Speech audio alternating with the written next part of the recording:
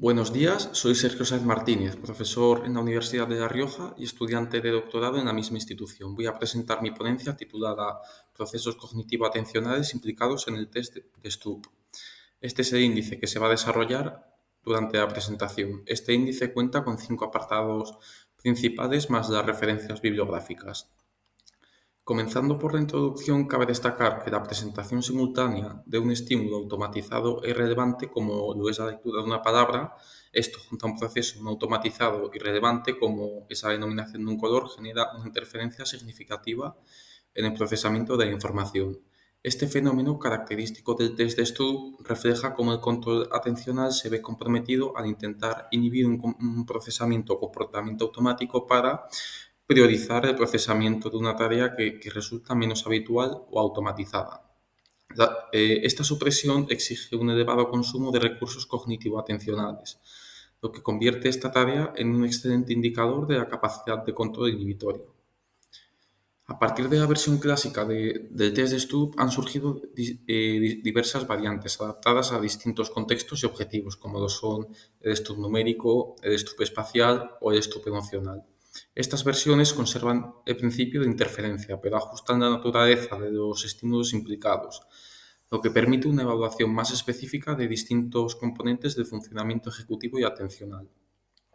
Aunque tradicionalmente se ha utilizado este test como una herramienta prototípica para la evaluación de las funciones ejecutivas, especialmente de inhibición, el test de Stroop también ha demostrado tener una fuerte relación con los mecanismos atencionales.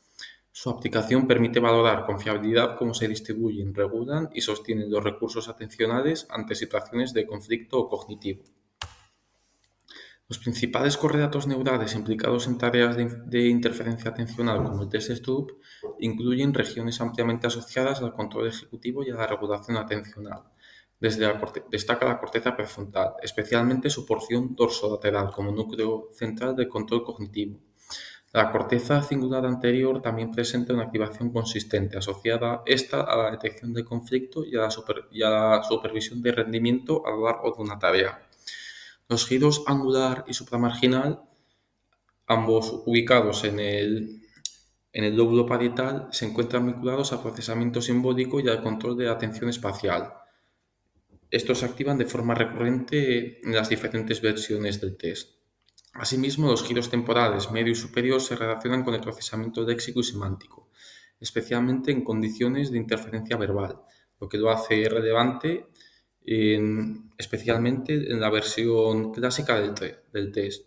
Por otro lado, estructuras subcorticales como lo son el tálamo y los ganglios basales participan en la modulación de la atención y en la integración de información sensorial y motora. En cuanto a su relación con distintas dimensiones atencionales, el test de Stroop permite evaluar múltiples procesos de forma integrada. La atención selectiva se activa al requerirse la supresión de estímulos irrelevantes, como la lectura automática de palabras. La atención focalizada se manifiesta en la necesidad de dirigir los recursos hacia el estímulo relevante, como el color de la tinta. La atención sostenida se pone a prueba por la necesidad de mantener el enfoque a lo largo de toda la tarea. Finalmente, la atención alternante puede entrar en juego cuando se producen cambios en las condiciones del estímulo que requieren un reajuste del foco atencional. Estas dimensiones no solo se solapan funcionalmente, sino que también comparten en una buena parte su base neural. Bien, el objetivo general de este trabajo consiste en la revisión de la fundamentación del test de Stroop desde la perspectiva de la neuropsicología de la atención. De este objetivo general se derivan dos objetivos específicos. El primer objetivo específico está en la exploración de los correlatos cognitivos y atencionales del test, mientras que en el segundo se buscan definir las bases neuroanatómicas del test de Stroop. Por su parte, la hipótesis general está en la esperanza de encontrar que la neuropsicología de la atención resulta fundamental en la conceptualización del test de Stroop.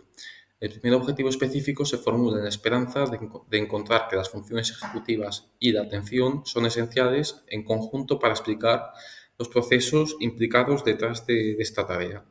El segundo objetivo específico está formulado en la esperanza de encontrar que la red frontoparietal resulte el principal correlato neuroanatómico activado en la realización del test de Stroop.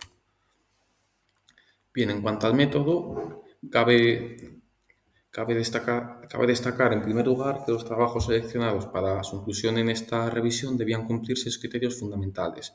En primer lugar, era necesario que aplicaran alguna variante del test de Stubb, dado que este constituye y constituye el eje central de la revisión.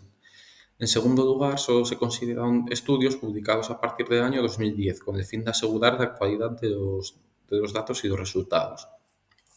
El tercer criterio exigía que los trabajos fueran artículos de revistas científicas o bien de tesis doctorales, excluyéndose otros formatos.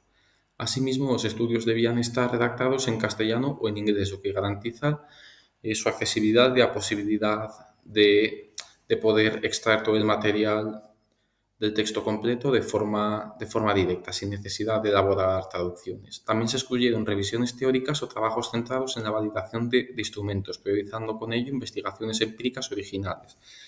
Por último, se estableció que los participantes no debían superar los 18 años de edad. Por tanto, eran participantes infantiles y juveniles, y que estos no presentaran psicopatologías ni un funcionamiento intelectual atípico. Esto con el objetivo de analizar exclusivamente muestras de población infanto-juvenil con un desarrollo cognitivo típico. Se emplearon como fuentes 4 bases de datos: PubMed, Web of Science, PsycInfo y Scopus.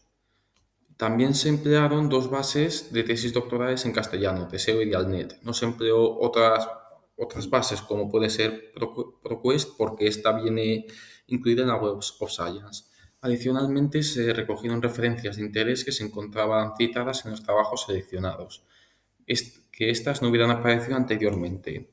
La fórmula de búsqueda empleada se presenta en el margen inferior de la diapositiva. La búsqueda fue ajustada para no incluir resultados anteriores al año 2010, que supone, como se dijo antes, el punto de corte. Bien, en esta diapositiva se presenta el diagrama de flujo que resume el proceso de búsqueda. La selección inicial estuvo conformada por 911 estudios, de los cuales 811 se recuperaron en las bases de datos mencionadas y 30 a partir de terceras referencias. De estos trabajos, 18 se descartaron por no presentar acceso completo al texto, mientras que 136 estudios se encontraban duplicados y, por tanto, fueron rechazados.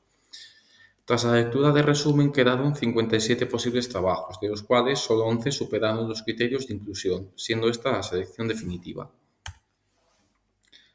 Bien, en cuanto a los resultados, en primer lugar está el artículo de Bianco et al. De 2021. Este artículo presenta 2 principales conclusiones. La primera es que el conflicto cognitivo que se genera de aplicación del test de Stroop se localiza a nivel neural en la corteza frontoparietal. A mayor es el conflicto, esto viene derivado por la habilidad y capacidad del sujeto para responder al test, la actividad de esta red es mayor. Y que la activación de la corteza frontoparietal de esta región, de esta red, se va a vincular con la regulación de la atención, lo que marca una conexión entre ambos. En el artículo de Eidels se encontró que las condiciones incongruentes requieren mayor tiempo de reacción, mientras que la atención focalizada resulta de gran importancia para resolver el conflicto cognitivo, encontrando de nuevo una relación entre la atención y el test de Stroop. En el primer artículo de Hersman, del 2022, se destaca que las características del conflicto cognitivo que se producen en la versión color-palabra, es decir, la versión clásica del test de Stroop, son generalizables a otras versiones como lo son el test de Stroop numérico. En el segundo artículo de Hersman de 2024 se destaca que a medida que aumenta la interferencia en la versión numérica del test van a aumentar los tiempos de reacción, encontrando resultados muy similares a los del estudio anterior de este autor. En el artículo de Hadalbandi de 2020 se encuentra que las respuestas incongruentes van a aumentar los tiempos de reacción, siendo estos hallazgos similares a los reportados por Hersman y compañeros. También se destaca que los giros frontales superior e inferior, y acompañados de la corteza cingulada anterior y el giro supramarginal en el lóbulo parietal, son las regiones que se produce mayor activación, siendo estas regiones muy vinculadas con la atención explícita. En el artículo de Labouffier se destaca que la mayor activación se va a encontrar en las regiones dorsolateral y ventrolateral de la corteza prefrontal en la aplicación del test.